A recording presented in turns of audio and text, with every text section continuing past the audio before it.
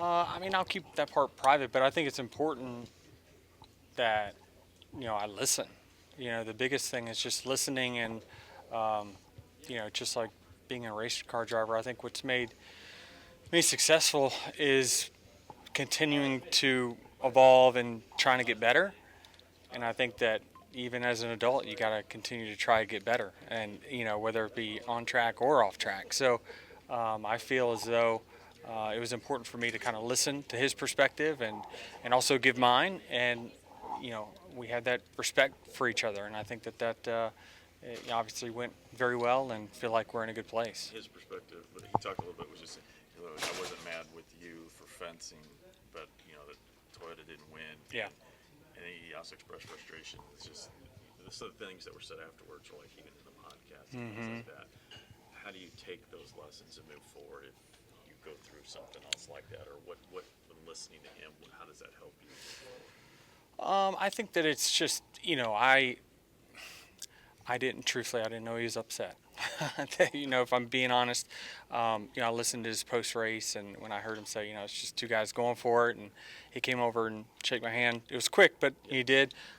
I didn't know he was upset, but I should have at least checked with him to make sure. That's on me. He said that sort of lingering. He was sort of frustrated that it took until today to finally have that conversation. So, just why, within these last 6 days, did you guys not have that conversation yet? Well, I wanted it to be face-to-face, and it takes time to, I got a lot of stuff going on, and so we knew we'd be at the same place, same time here. Do you not go to the 2311 competition meetings during the playoffs? Because I know there was a time where I want to say that you didn't. No, it's intermittent. I do and I don't. It just depends. I mean, when I say don't, if I'm not there, I'm virtual. How do you Who think did things are? Bubba talk to today? Did he talk to Denny the driver, or did he talk to Denny the owner? I mean, Both. I think you're talking to both, and certainly I don't.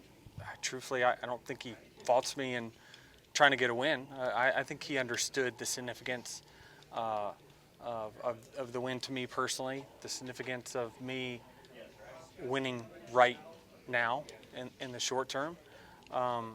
And so I think that we have an understanding, and it just took a 15-minute talk to kind of hear each other's perspectives, and truthfully, I understand his perspective after listening. Do you feel like you settled it? Did you hear any, or did you see anything in the declarations that NASCAR filed yesterday from other owners that surprised you about what the other owners said? No, nothing surprised me. I didn't think it was super helpful. For them, I thought that it was truthfully more helpful for us than it was for them. But I mean, this is, this obviously, as they said, they were asked to do it. As this has been ongoing with the legal stuff, how would you describe the morale within 2311? Because obviously they know what's going on. They potentially know what this could mean for them and their livelihoods. How would you describe the morale and what that could mean? I think the morale's good. We've had discussions with our employees. They know where they stand here in the short term and the long term with the company, no matter the outcome. Where do they stand? They know.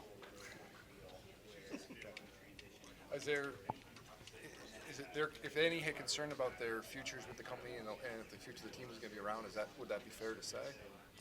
If they had concern, That's a different way to ask the same question. I know. Journalism. You're gonna have to be better. Okay. Yes.